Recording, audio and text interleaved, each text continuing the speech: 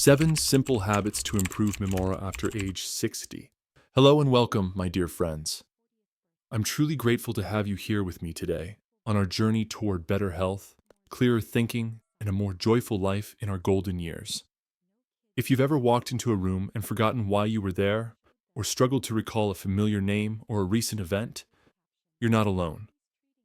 As we get older, it's natural for our memory to shift and change. But here's the good news. There's simple, proven habits you can start today that may help sharpen your mind and keep your memory strong, no matter your age. In today's video, I'll gently walk you through 7 easy habits that support brain health, boost focus, and help you stay mentally sharp after 60. These are not complicated tricks or expensive supplements, just small, meaningful changes you can weave into your daily routine. So grab a cup of tea, get comfortable, and let's take this time together to learn, reflect, and take one step closer to a healthier mind. And if this video brings you value, don't forget to click subscribe, leave a comment to share your thoughts, and pass this along to a friend or loved one who might benefit too. Let's begin. Your mind is a beautiful gift, and it deserves all the care in the world. 1. Start your day with a purposeful morning routine. You know, there's something truly powerful about how we begin each day. I've found that the first hour after waking up can shape everything: our energy, our mood, even how clearly we think. And when it comes to memory, that morning time can be one of our greatest allies. Now, I'm not saying you need to leap out of bed like a teenager or run 5 miles at sunrise. No, not at all. I'm talking about creating a simple, gentle morning routine that tells your brain, it's a new day and I'm in control. When I wake up, I don't reach for the phone. Instead, I sit up slowly, stretch my arms, take a deep breath, and thank life for giving me another day. Just that pause, that moment of awareness, clears a little space in my mind, a signal to my brain that I'm present. After that, I drink a glass of water. You'd be surprised how much your brain relies on hydration. Overnight, your body loses fluids, and even mild dehydration can cloud your thinking. That simple glass of water, before coffee, before breakfast, helps your brain fire up again. Then comes something I cherish deeply: a few minutes of quiet time. Sometimes I pray, sometimes I journal. Other times I just sit by the window and let my thoughts settle like dust in a beam of morning light. This silence helps me organize my thoughts before the world starts making noise. And I don't forget movement. You don't need fancy equipment or a gym membership. Just walking slowly around the house, doing gentle stretches, even dancing a little while brushing your teeth. These things tell your brain, we're awake. Let's go. Why is this important for memory? Because the brain loves routine. It thrives when it knows what to expect. And when you begin each day with calm intention, you're reducing stress, balancing your hormones, and signaling your nervous system that everything is safe. And a brain that feels safe remembers better. You know, when we were younger, mornings were often rushed. Get up, get dressed, get to work, get the kids ready. There was no room to think, no time to feel. But now we have the gift of slowing down. We can choose to begin our mornings with kindness, and that kindness starts with ourselves. Let me share a little story. A few years back, I met a lovely woman in her 70s named Elaine, sharp as a tack, full of life. I asked her what her secret was, and she told me, every morning I sit on my porch, sip warm lemon water, and say 3 things I'm grateful for. That's how I keep my mind young. I feed it peace. That stayed with me. It wasn't a memory game or a crossword puzzle. It was gratitude, ritual, and presence. And you know what? Science backs that up. Studies show that mindful routines improve memory retention, lower anxiety, and even help new brain cells grow, especially in older adults. So if your mornings have felt rushed or random lately, I invite you to try something different tomorrow. Just 1 or 2 small things. Maybe a stretch, maybe a journal entry. Maybe just sitting quietly with your thoughts. You don't have to do everything at once. The goal isn't perfection, it's presence. Because when you begin your day with purpose, you give your memory something beautiful to hold on to. 2. Eat brain-friendly foods every day. You know, there's a saying that goes, what you eat today, your brain remembers tomorrow.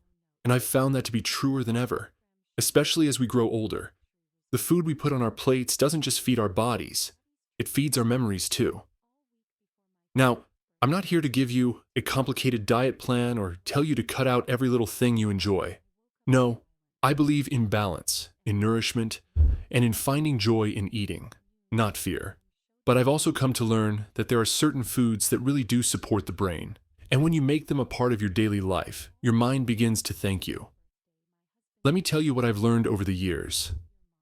And through conversations with doctors, nutritionists, and wise folks who've aged gracefully. First, let's talk about leafy greens. I'm talking spinach, kale, arugula, collards. These humble vegetables are packed with folate, vitamin K, and antioxidants that protect your brain cells from damage. I try to get at least one handful of greens a day, maybe in an omelet, or stirred into a soup. It's a small act, but it adds up. Then there's berries, especially blueberries. They're like little brain-boosting jewels.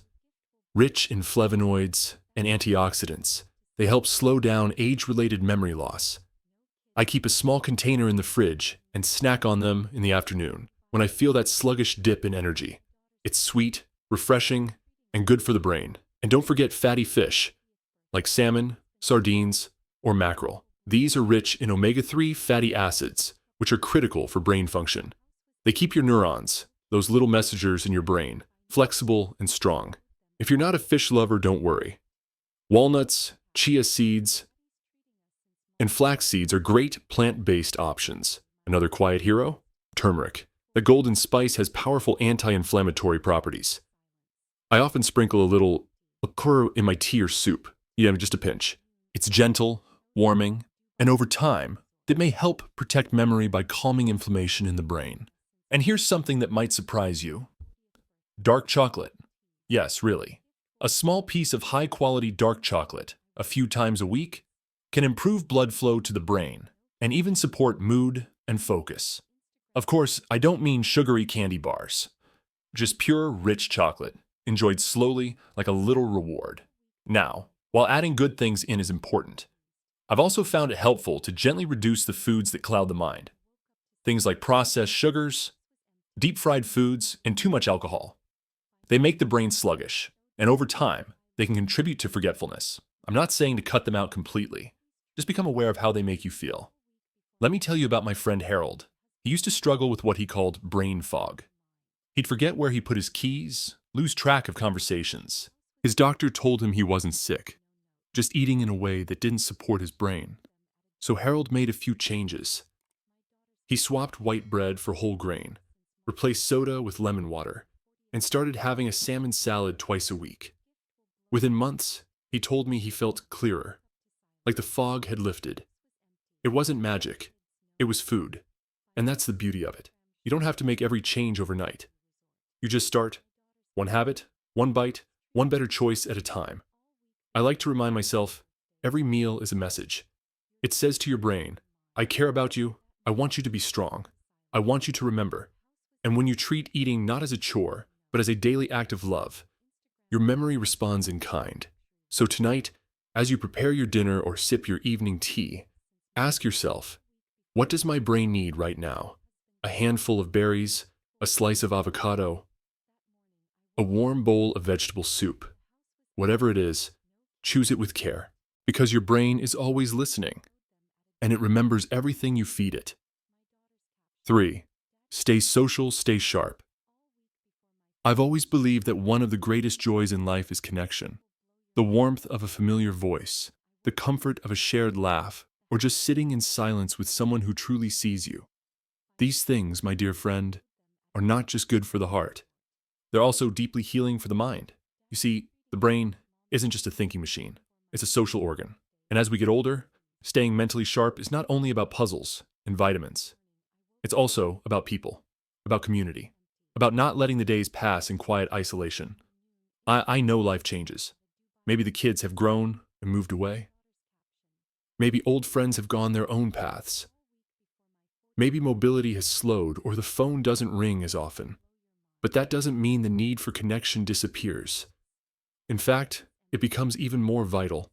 Loneliness is something we don't always talk about, especially as we age. But I will tell you this. Chronic loneliness can be as harmful to the brain as smoking or high blood pressure. It wears on memory, it dulls focus, and over time, it shrinks the part of the brain that helps you make decisions and recall events. But here's the beautiful part. The opposite is also true. Just one meaningful conversation a day can brighten your thoughts. Sharing a story, calling an old friend, even chatting with the cashier at the grocery store. These moments matter. They spark little lights in the brain that keep memory alive. I remember visiting my neighbor Margaret a few years back. She was 83 then, living alone after her husband passed, but you'd never guess it by her spirit. Every morning she'd sit by her window and wave at neighbors walking by. On Fridays, she called her sister in another state and they'd talk for hours.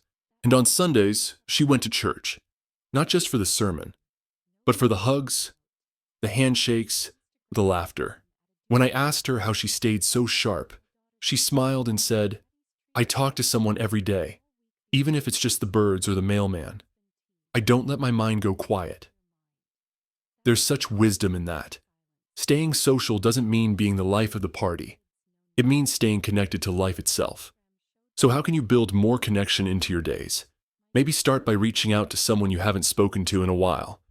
An old classmate, a cousin, a friend you used to see more often. Just a simple, thinking of you can open a door. Or consider joining a local group, a book club, a walking group, a volunteer circle. Many communities have senior centers or programs where people come together, not just to pass time, but to share it. Even technology can help. I know, phones and computers can feel intimidating sometimes, but a video call with your grandchildren or a group chat with church friends can do wonders for your spirit and your brain. And if you're homebound, don't underestimate the value of daily routines with others in mind. Write a note to a friend. Bake something and share it with a neighbor. Even reading aloud to yourself, yes, really, activates the brain in a social way, simulates conversation, and keeps your verbal memory active. Now, I'm not saying socializing will erase every forgetful moment, but what it does is create mental richness. It gives the brain stories to hold on to, emotions to connect, names and faces to recall. It weaves a tapestry of memory that keeps the mind strong. Because when we talk, when we listen, when we laugh, we're not just passing time. We're preserving something precious. We're keeping our minds alive through the simple act of being with one another. So if you felt a little isolated lately, don't be hard on yourself. Life ebbs and flows, but today is a good day to reach out. Make a call, send a message, smile at someone you never know. Your voice might be the one that lights up someone else's memory too. 4. Move your body to strengthen your mind. There's something almost magical about movement, not the kind that requires lifting heavy weights or running marathons. I'm talking about gentle, steady movement, the kind that gets your blood flowing, your lungs filling deeply, and your body remembering what it means to feel alive. Now, I know you might be thinking, I'm not as strong as I used to be, or my knees don't like to cooperate these days. And that's okay. The goal here isn't intensity, it's consistency. Because when you move your body, even just a little, you awaken your mind. You see, your brain and your body are deeply connected. Every step you take, every stretch you make, sends signals to your brain that say, I'm here, I'm engaged, I want to keep going. And studies show that regular physical activity, especially for folks over 60, can improve memory, focus, and even protect against cognitive decline. When I was younger, I thought exercise was something you had to do. But now, I think of it as something I get to enjoy. A morning walk through the neighborhood, light gardening, stretching my arms to the sky while standing in the kitchen. It doesn't have to be big. It just has to be yours. Let me tell you about my friend Charles. He's 76, and a few years back he was having trouble with forgetfulness. His doctor didn't prescribe pills. Instead, she told him to start walking 20 minutes a day. Just around his block, nothing more. He resisted at first, said it wouldn't make a difference, but he gave it a try, and within weeks, he noticed a change. Not just in how he moved, but in how he thought. His words came more easily. His thoughts were clearer. He said, "It's like my legs are talking to my brain." And he's right. Movement increases blood flow to the brain, delivering oxygen and nutrients that help your memory thrive. It stimulates the growth of new brain cells. Yes, even in older age, and helps regulate mood and sleep, which are closely tied to cognitive health. You might ask, what kind of movement is best? The answer is, the kind you enjoy and can do safely. For some, that's daily stretching or gentle yoga. For others, it's walking, swimming, or dancing in the living room to a favorite old song. It doesn't need to be complicated or exhausting. It just needs to be regular. If balance is a concern, chair exercises are a wonderful option. Sitting down and doing simple leg lifts, shoulder rolls, or even practicing slow breathing while moving your arms, it all counts. Every little bit helps your brain stay alert and responsive. And don't forget, movement also improves sleep quality. And when you sleep well, your brain gets a chance to process, store, and clear out information. It's like giving your memory a good night's cleaning. There's another thing I love about regular movement. It builds confidence. When you move each day, even for a few minutes, you remind yourself that you are capable, that your body still listens, that you still have strength and rhythm and grace. Sometimes I put on my favorite music, an old Ella Fitzgerald song or something soft and mellow, and I just sway. I let my arms move. I let my feet follow. And in those moments, I'm not exercising. I'm celebrating. I'm telling my brain, let's dance through life together. So if your body's been still for a while, don't feel discouraged. Just begin gently. Stretch your fingers. Roll your shoulders. Take a walk to the mailbox and back. Tomorrow, maybe you'll go a little farther. Because when you move your body, you remind your mind that there's still more to see, to do, and to remember. And that, my dear friend, is the kind of message your brain will never forget. 5. Challenge your mind with gentle mental exercises. I often think of the brain like a garden. If you water it, care for it, and plant little seeds of curiosity every day, it blossoms. But if left untouched, it can grow dull, overgrown, or still. That's why keeping the mind gently challenged is one of the most loving things you can do for yourself, especially as the years go by. Now, I know we're not in school anymore, and the idea of mental exercise might sound tiring or even intimidating. But don't worry. I'm not talking about cramming facts or solving complicated equations. I'm talking about simple, joyful ways to keep your brain curious and alive. You see, your mind wants to be used. It loves new experiences, even small ones. And when you give it something to think about, it's a word puzzle, a story, a new recipe, you create new neural pathways. These are like little highways in your brain, helping information travel faster, stay longer, and return more easily. One of my favorite things to do is play word games in the morning. Just 10 or 15 minutes of crossword puzzles, word scrambles, or even matching games can really get the brain going. I make a cup of tea, sit by the window, and let the words come. Some mornings are better than others, but that's okay. It's not about being perfect. It's about showing up. Another gentle practice I love is reading out loud. Yes, even if there's no one else around. When you read aloud, you engage different parts of the brain. Sight, sound, memory, rhythm. You give your brain a full workout, and you might even enjoy the sound of your own voice. It's like having a conversation with your thoughts. And if reading feels heavy, try listening to audiobooks or watching documentaries on topics you've never explored. Last month, I listened to a program on hummingbirds, something I'd never paid attention to before. But for days afterward, I found myself thinking about their wings, their speed, their colors. It stayed with me, and it felt good. Trying new things also helps. It doesn't have to be grand. Maybe learn how to cook a dish from another country. Maybe learn a few words in Spanish or French. Even just hello and thank you. Maybe take up knitting or try sketching a flower. When you do something unfamiliar, your brain lights up like a lantern. It says, something new. Let me tell you about Ruth. She's 82, and last year, she joined an online class to learn how to use a smartphone. She told me she was nervous at first, afraid she'd be too slow or too confused, but she stuck with it. Now she texts her grandkids, orders groceries online, and even plays memory games in an app. And you know what she told me? I feel like my brain is growing again. Isn't that beautiful?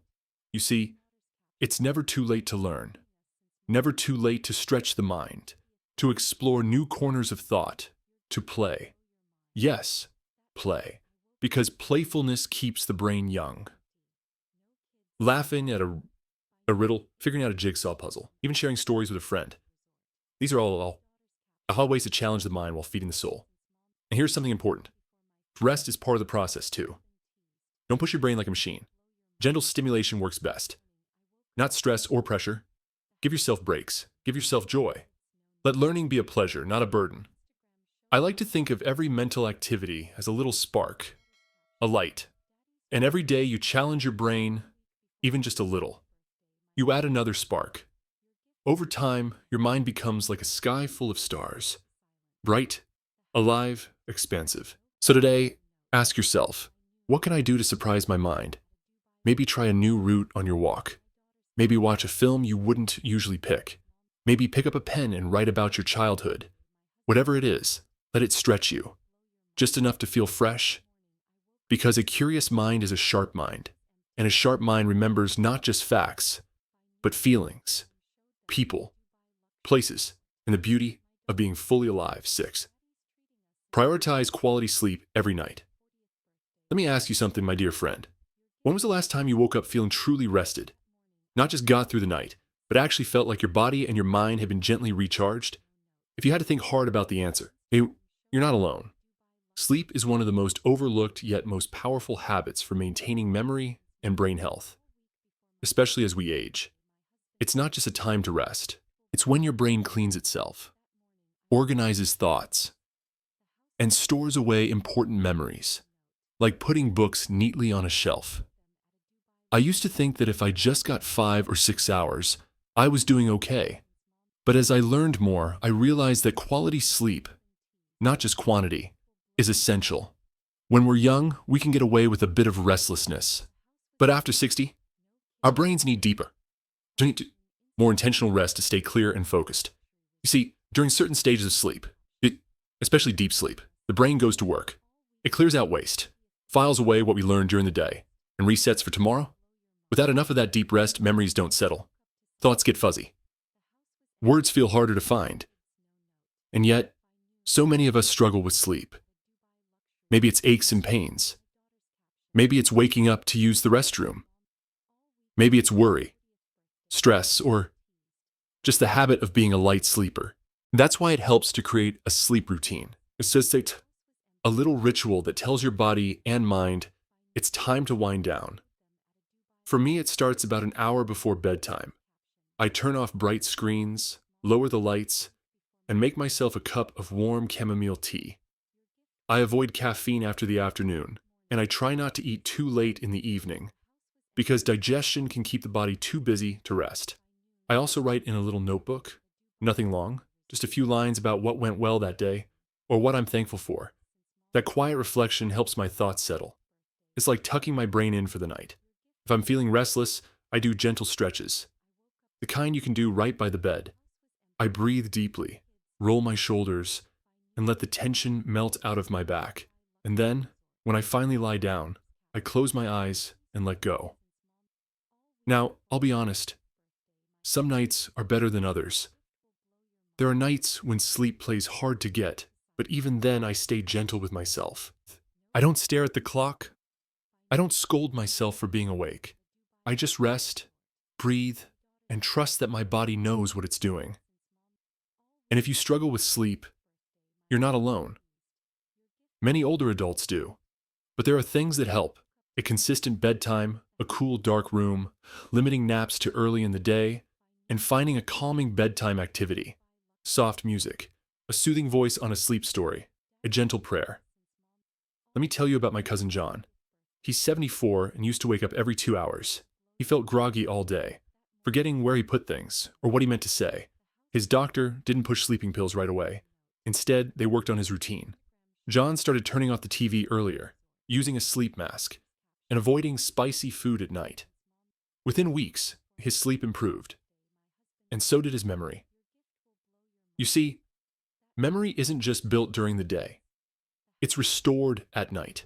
And when you give yourself the gift of sleep, real, restful sleep, you're giving your brain the time it needs to heal, to remember, and to be fully awake for the life you love. So tonight, as you prepare for bed, think of it not just as the end of the day, but as the beginning of tomorrow's clarity. Treat it like a sacred time, because it is. Turn down the lights, soften the noise, and ease yourself into rest like you're laying your thoughts in a cradle. Your memory will thank you for it. And in the morning, so will your heart. 7. Manage stress with mindfulness and breathing. You know, if there's one thing that sneaks up on us more quietly than time, it's stress. It doesn't always look dramatic. Sometimes it's just a tightness in the chest, a racing thought before sleep, a forgotten word in the middle of a sentence. And as I've come to learn, especially in these later years, stress is not just an emotion. It's something the body remembers. And more importantly, it's something the brain holds on to. That's why managing stress gently and daily is one of the most powerful things you can do for your memory. I used to think that stress was just part of life, something you had to push through, ignore, or hide. But over time, I realized that stress, especially long term, wears down the very parts of the brain responsible for memory and focus. It's like fog that slowly rolls in and makes it harder to see clearly. But here's the good news. Just as stress builds over time, calm can be built too. It starts with something as simple as your breath. You don't need special equipment or a fancy app. You just need a moment and a willingness to be still. Each morning, before I do anything else, I place a hand on my chest, close my eyes, and breathe slowly. In through the nose, hold, and out through the mouth. I do this 3 or 4 times, and as I do, I imagine sending a message to my brain. You're safe, you're calm, you're here. This small act, repeated daily, tells your nervous system to slow down. It lowers stress hormones like cortisol, which, if left unchecked, can damage the memory center of the brain, the hippocampus. But when you breathe with intention, you're creating a little shield, a buffer of peace between you and the worries of the world. And it's not just breath. Mindfulness, the simple act of paying attention to this moment, can work wonders. You don't need to sit cross-legged or meditate for hours. You can be mindful while washing dishes, watering plants, or sipping tea. Just notice the warmth of the water, the feel of the cup, the scent of the herbs. Bring your full attention to it. Let it anchor you. When you train your mind to stay in the present, you give it rest from the weight of past regrets and future worries. And in that stillness, memory begins to sharpen. Thought becomes clearer. You remember more, not because you're trying harder, but because your mind isn't drowning in noise. I remember meeting a gentleman named Samuel at a local community event. He was 79 and had just started practicing mindfulness after years of battling anxiety. Every morning he sat in silence for 10 minutes, focusing on his breath. He told me, "It's like I'm polishing a foggy window. Every day I see more clearly." His memory improved. So did his sleep. And most of all, he felt peaceful again. You don't need to silence every thought. That's not the goal. The goal is simply to notice without judgment. To say, there's that thought again, and let it pass like a cloud across the sky. And when life feels heavy, because sometimes it will, just return to the breath. It's always with you, always ready to remind you, you are safe, you are here, you are enough. If prayer brings you comfort, that too is a form of mindful stillness. Whether you speak aloud or in your heart, it centers you. It lifts the burden off your shoulders and places it into gentler hands. If music soothes you, play something soft in the background. Let your mind rest in the rhythm. Let your memories dance gently between the notes. And if you enjoy writing, keep a journal. Not a perfect one, just a safe space to put your thoughts. Writing helps the brain process emotions and reduces mental clutter. It's like taking the weight off your mind and placing it gently on paper. The point is, you don't need to fight stress. You need to listen to it, and then care for it. With breath, with presence, with love. Because the brain doesn't only remember information, it remembers how safe it feels. And when you make your body a home of calm, your mind can finally rest. And when it rests, it remembers. So the next time the world feels a little too loud or your thoughts feel tangled, just pause. Close your eyes. Breathe in. And come back home to yourself. My dear friend, if you're still here with me, I want to thank you. Well, not just for watching or listening, but for caring enough about yourself to take this time. That alone says something powerful about you. It tells me that you're someone who hasn't given up on growing, learning, and living well, no matter your age.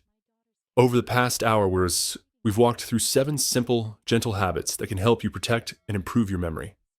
Starting your day with intention, nourishing your body with brain-friendly foods, staying socially connected, moving your body with kindness, challenging your mind with joyful curiosity, getting the sleep your brain truly needs, and embracing calm through mindfulness and breath. None of these habits are complicated. None of them require perfection. What they do ask is presence and a bit of love. Love for the body that carries you.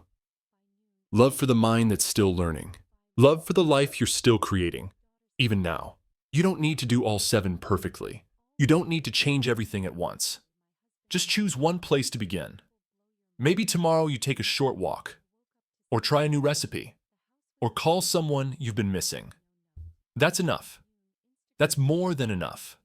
Because memory is not just about holding on to facts. It's about holding on to what matters. It's about remembering who you are, what brings you joy, and how deeply you are still connected to this world. You are not fading. You are unfolding. You are not behind. You are still becoming. So go gently. Celebrate the little victories, and never stop believing in your brain's ability to heal, grow, and remember. Even now, even here, even at this beautiful stage of life. If this video touched you, I'd be so grateful if you subscribed to the channel, left a comment below, or shared it with someone you love. Because you never know.